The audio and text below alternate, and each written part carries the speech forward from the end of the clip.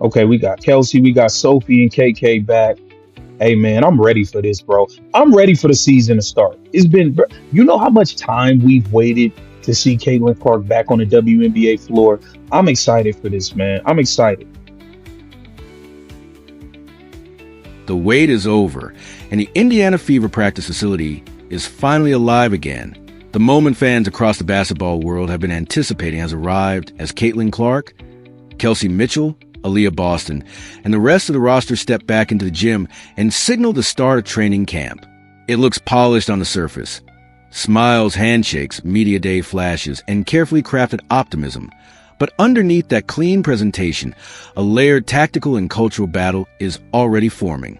This is WNBA Pro, your unfiltered destination for elite WNBA analysis.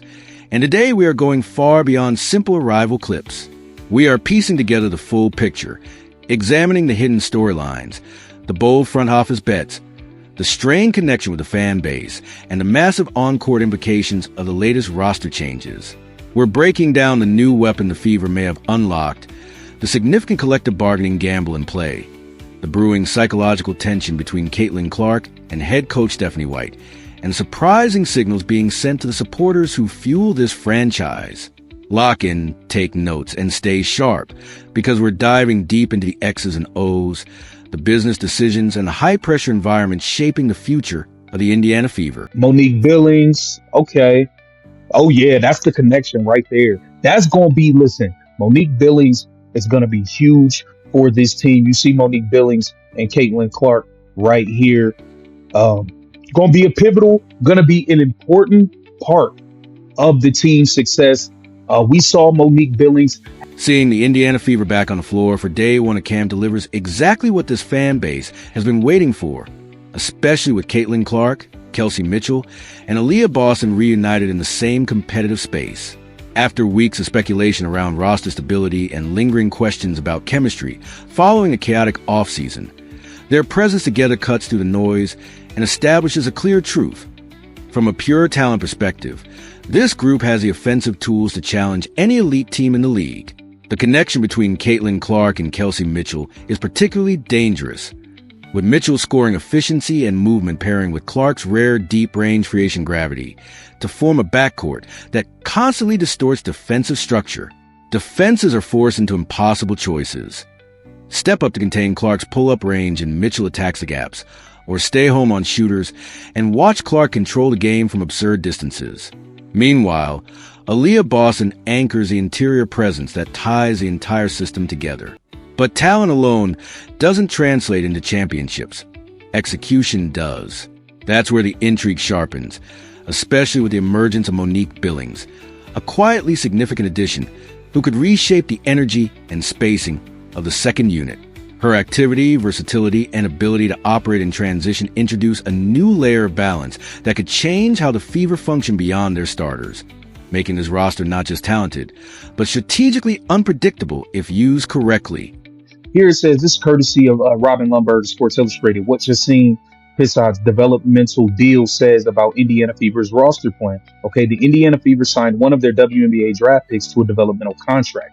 Okay, the Indiana Fever made some noteworthy selections in the WNBA draft. The Fever took point guard Raven Johnson of South Carolina with the 10th pick in the first round. Most casual observers and mainstream analysts see the signing of Monique Billings as nothing more than routine roster insurance. A veteran presence to stabilize minutes, crash the glass, and add a bit of experience to the rotation.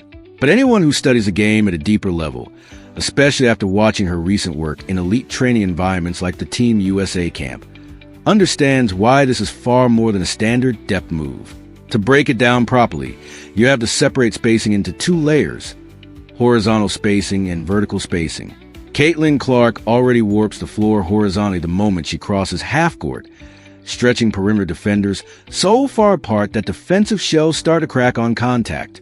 Meanwhile, Aliyah Boston dominates the interior with elite post-gravity, forcing double teams that collapse the defense downward toward the paint.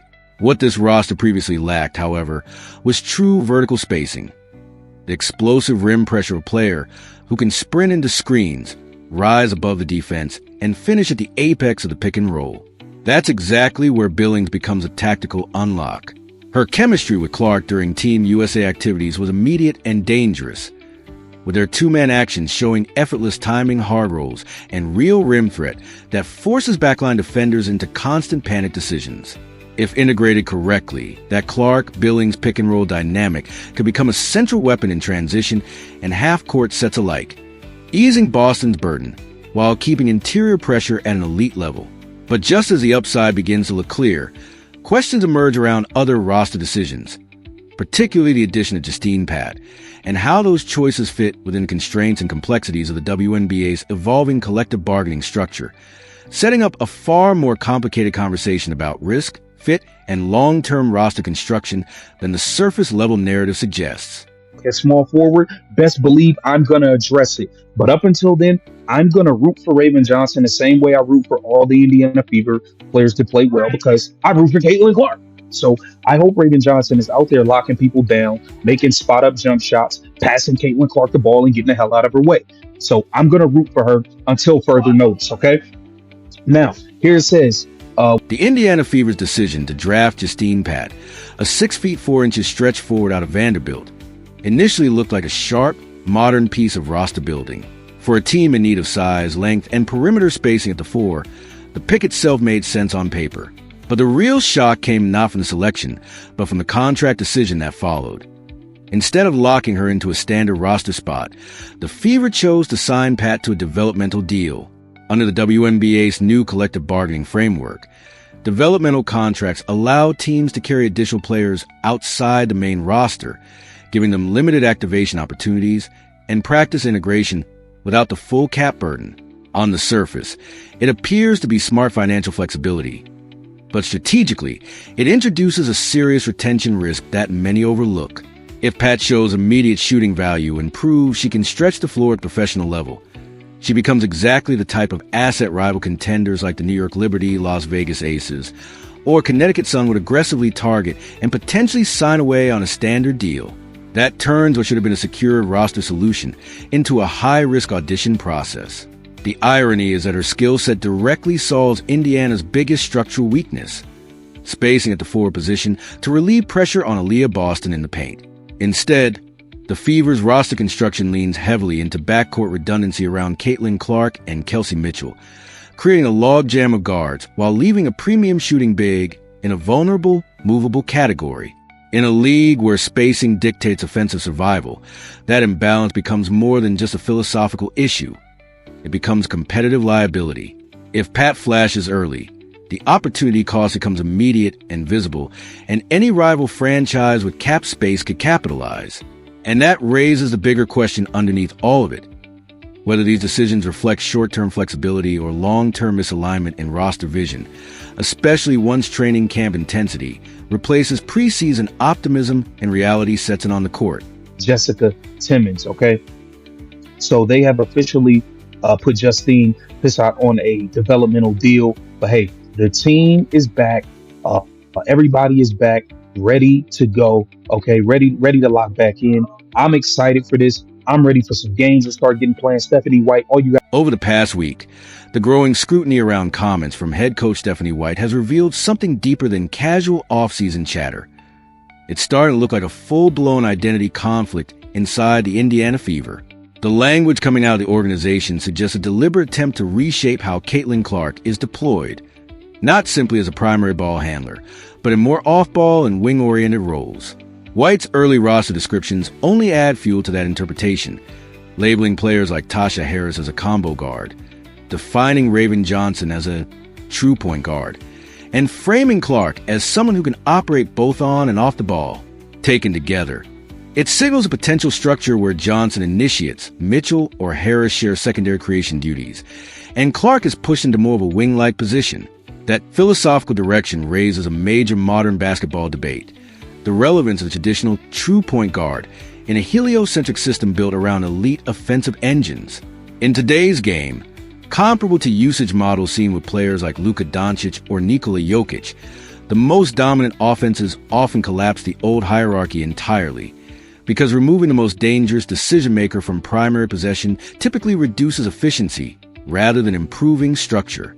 Clark's value lies in her gravitational pull, deep shooting range, and playmaking vision. When she is forced into a reduced creation role, that advantage naturally shrinks. The downstream effect also matters for Aliyah Boston, whose interior dominance is heavily dependent on defensive spacing created by Clark's perimeter threat. If Clark is repositioned into a less central role, defenses can sag into the paint, shrink driving lanes, and neutralize the two-player synergy that defines Indiana's best offensive sequences. Statistically, the contrast is hard to ignore. When Clark controls the offense, Indiana plays faster, more efficiently, and with significantly improved defensive rhythm, while reduced on-ball usage has previously coincided with stagnation and predictability. That's where the tension becomes less tactical and more philosophical. Whether the organization is prioritizing system control over maximizing its most transformative talent. In elite sports environments, that tension often comes from coaching identity versus roster reality, the desire to impose structure versus the need to adapt to generational skill. And as that internal debate plays out behind closed doors, it inevitably bleeds into a broader issue: how the franchise balances long-term vision, competitive urgency, and the expectations of the fan base that is watching every decision unfold in real time. You can't analyze the Indiana Fever's tactical direction without also acknowledging the growing cultural tension surrounding the franchise off the court, where the basketball conversation is increasingly being matched by a louder debate about communication, perception, and fan trust. While the coaching staff under Stephanie White continues to explore lineup structures and role definitions for Caitlin Clark and the rest of the roster, sections of the fan base have voiced frustration over roster balance, positional usage, and long-term direction, especially in a season where expectations are at an all-time high. At the same time, commentary attributed to front office voices, including longtime executive Lynn Dunn and leadership